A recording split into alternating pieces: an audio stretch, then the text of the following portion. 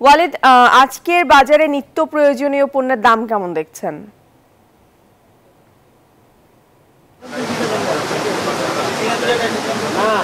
ধন্যবাদ প্রিয়াঙ্কা। আমরা রাজধানীর কারওয়ান বাজারে আছি। আমরা সকাল থেকে বাজারে আসলে বিভিন্ন পণ্যের দাম আমরা পর্যবেক্ষণ করেছি। আমরা এখানকার ক্রেতা বিক্রেতা যারা রয়েছেন তাদের সঙ্গে আমরা কথা বলেছি। আপনাকে একটু জানিয়ে রাখি যে এখনো অর্থাৎ যে পেঁয়াজ রয়েছে সেই পেঁয়াজের দাম কিছুটা বেড়েছে। অর্থাৎ গত সপ্তাহে যে পেঁয়াজ 110 টাকা করে দেশি পেঁয়াজ বিক্রি হয়েছে সেটি এই সপ্তাহে 120 টাকা কেজি বিক্রি হচ্ছে। এছাড়াও যদি একটু আপনাদেরকে বলি যে আলুর দামটা কিছুটা কমেছে। আলুর দামটা যেহেতু আলুর দামটা কমেছে বলে আমাদেরকে বিক্রেতা এবং ক্রেতারা জানিয়েছেন। তারা আমাদেরকে বলছেন যে প্রতি কেজি আলু এখন 50 টাকা কেজি দরে কারওয়ান বাজারে বিক্রি করতে পারছেন। আর আপনাকে একটু যদি জানিয়ে রাখি যে আসলে মূলত এই সপ্তাহেও কিছুটা চালের দামটা ঊর্ধ্বমুখী রয়েছে।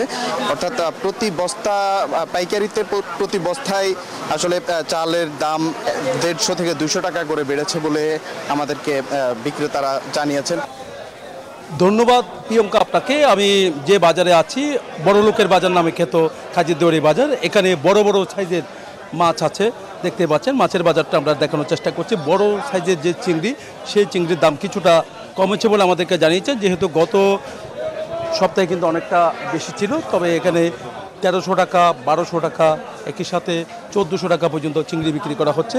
রূপচাঁদা মাছের দামও কিছুটা কমেছে বলে আমাদেরকে জানিয়েছে, যেহেতু সমুদ্রে ইলিশ ছাড়াও অন্যান্য মাছের সরবরাহ অনেকটা বেড়েছে। জেলেদের জালে কিন্তু বিভিন্ন রকমের মাছ পাওয়া যাচ্ছে, তার কারণে এইসব মাছের দাম কিছুটা কমেছে।